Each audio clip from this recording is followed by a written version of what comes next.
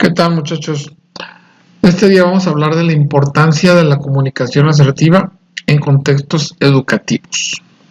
Bueno, la asertividad se ha definido en diversas formas a lo largo de la historia, siendo una de las principales funciones el poder tener una posición sin que esto genere violencia hacia los otros o hacia nosotros mismos.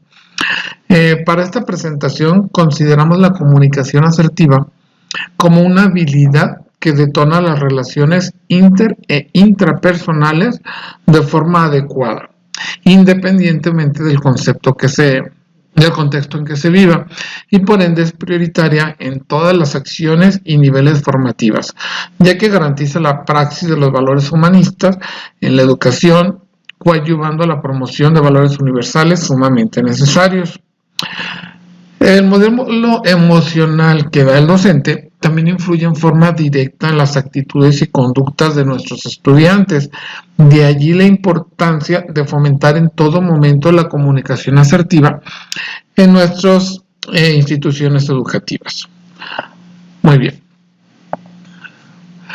Tenemos varios elementos que lo componen, como vemos aquí en la diapositiva, que es primeramente tener una comunicación clara y concreta, es decir, los mensajes recibidos tengan la carga significante que el emisor exprese, al ser estos decodificados por el receptor en cuestión. Tener un lenguaje no verbal también es muy importante como una estructura determinante que le da sentido a esta comunicación. La regulación emocional adecuada. ¿A qué nos referimos con esto?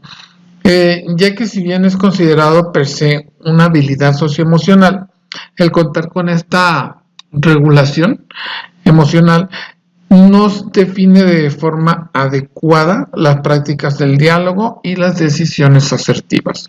Y finalmente la conducta, que es muy importante que haya una congruencia, ¿no?, entre lo que pensamos y lo que decimos. Esta conducta puede ser, como vemos aquí, asertiva o por el contrario agresiva, que es cuando no se da la asertividad, o incluso en algunos casos simplemente pasiva, ¿sí?, como una forma también de devenir de relaciones humanas. Ok, bueno, la asertividad propiamente, de acuerdo al estudio de Flores Galás, del que hablamos más adelante en la bibliografía, vemos que en México existen muchos individuos que no se relacionan de forma constructiva, tanto en su trabajo como con las personas de su entorno familiar y social más próximo. Ellos comentan que debemos de diferenciar entre el universo del amor, el afecto y la amistad, y el universo del poder, como es la economía y la política, en los que en el primer caso debemos de seguir los mandatos de la abnegación, que caracteriza mucho a los mexicanos, y el amor, y en el segundo los de la autoafirmación, más propio de la asertividad.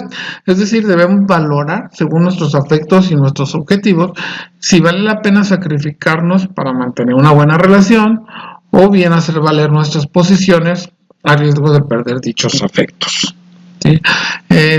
Por el tamaño del video, bueno, no es posible profundizar mucho en estos detalles. Sin embargo, pues en la bibliografía pueden ustedes ahondar un poquito más, ¿no? Bueno, tenemos varios principios. Antes de esto, como vemos aquí, la asertividad propiamente tiene mucho que ver con nuestra cultura, es decir, el contexto psicológico que enfoca el individuo, su contexto situacional, las personas con las que está interactuando, las variables de la sociedad propiamente y las de su propia personalidad. Todo eso determina que se dé o no un comportamiento asertivo de acuerdo a cada circunstancia. Bueno, como decíamos, hay principios que tenemos que tener en cuenta en la asertividad. Sí, y llevan pues todo, de acuerdo como vemos este modelo tomado de aquí de la cuna, vemos que se siguen principios generales de dentro hacia afuera. Es decir, por ejemplo, primero tenemos que tener un respeto por uno mismo para después poder respetar a los demás, ¿no? Y así con cada uno de estos principios que se deben de tener en cuenta para poder hablar de un comportamiento asertivo. ¿Ok? Pueden poner pausa en el video para que lo chequen con detalle. Bueno, también hablamos de derechos asertivos. Igual aquí les recomiendo poner una pausa en el video para que los vayan analizando poco a poco. Hay algunas cuestiones pues interesantes aquí. Por ejemplo, el decir no ante una petición sin sentirse culpable, ¿no? Tenemos derecho a cambiar de opinión también.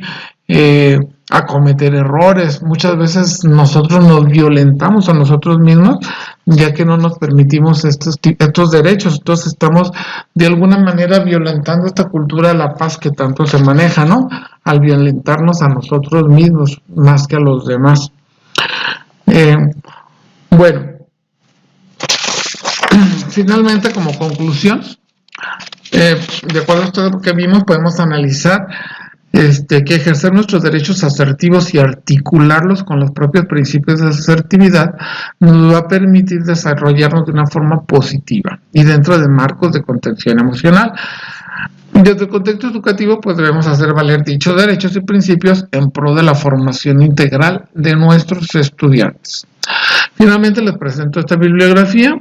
Igual pueden ponerle pausa al video para que la puedan ver con calma y la lean, y así pueden profundizar en esta pequeña introducción hacia la importancia de la asertividad, como dijimos, en la educación. Muchas gracias y espero seguirlos viendo aquí en mi canal.